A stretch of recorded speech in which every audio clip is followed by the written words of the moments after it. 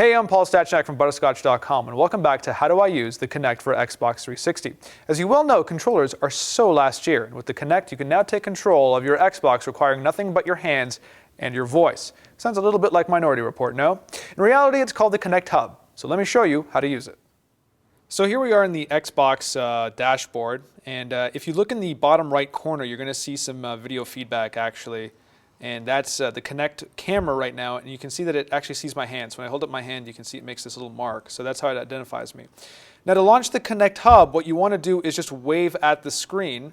It's going to recognize that motion and bring up the Kinect Hub, which is essentially like the Xbox dashboard but made for hand gestures.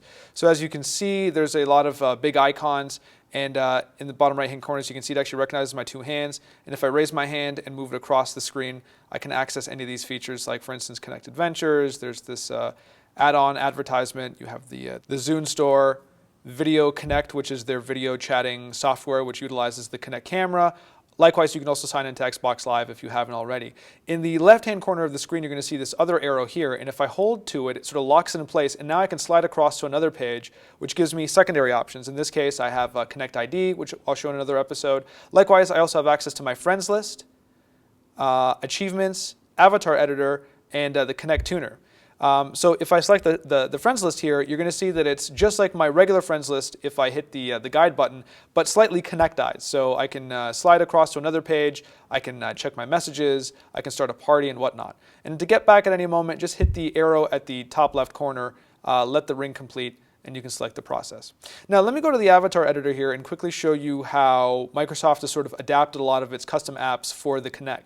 So the avatar editor looks the same way if you have a controller, but in this case the difference is I can now use my hand to interact with it. So see, if I move my hand around there, I have access, and then once again any of these icons will basically sort of pop up to show that I'm selecting them. So if I go over to my avatar awards here, if I want to grab, say, a Super Meat Boy item, I actually grab and slide into the screen, and now I hover over and slide again, see? And I've selected the t-shirt, and in this case I don't want to confirm the option, so I'm going to hit the X, but it's a fairly straightforward process.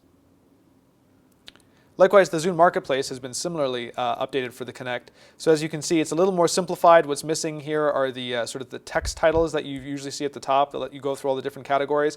In this case, we're just given three simple options, which are movies, TV, and video library. Now, in this case, let's take a look at TV shows, say. So once again, hover over, let the ring complete, make the selection. I'm just going to check out the featured section just to show you sort of how the interface works. In this case, it's going to give you a series of movie previews that run in the background with the show. So this way you can sort of take a quick look at what the program is in this neat kind of full screen view. At any moment, you can go over to the left or right hand side and sort of slide over to the next item. In this case, we have The Office. If you want to purchase the item for watching or for renting, what you want to do is go to the top right corner and select the Watch This icon. And this is going to bring you to the database for the show itself. So in this case, we have The Office. And see if I go to season 7 here, there's a season pass or a whole bunch of episodes. And if I wanted to say download this episode of, say, this third episode here, again, let the ring complete, and it'll bring me up to the purchase or rent screen. If I let the ring complete here, I would actually be buying the episode. In this case, I don't want to, so I'm just going to back out by hitting the back arrow.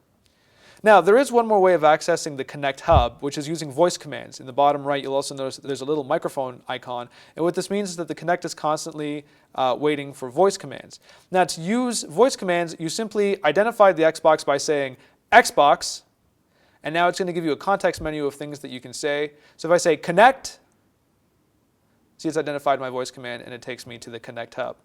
That said, now from this screen, I can similarly activate any of the icons that I see. So if I say Xbox, and I say Zune, see, now it's launching the Zune Marketplace again, because it has a see and say attitude. So anything that I see, I say, the Kinect will hear it, and it'll launch that program. And the neat thing is there's a bunch of voice commands that can be utilized. For instance, I can say pause or play during a movie. And if I say play game or play Kinect Adventures, it's going to start playing whatever media I have in my disk drive. In the next part of this series, we'll show you what it's like to play a Kinect game with 1 or 2 people. For step-by-step instructions on anything we've discussed in this episode, check out the show notes on Butterscotch.com. Thanks for watching.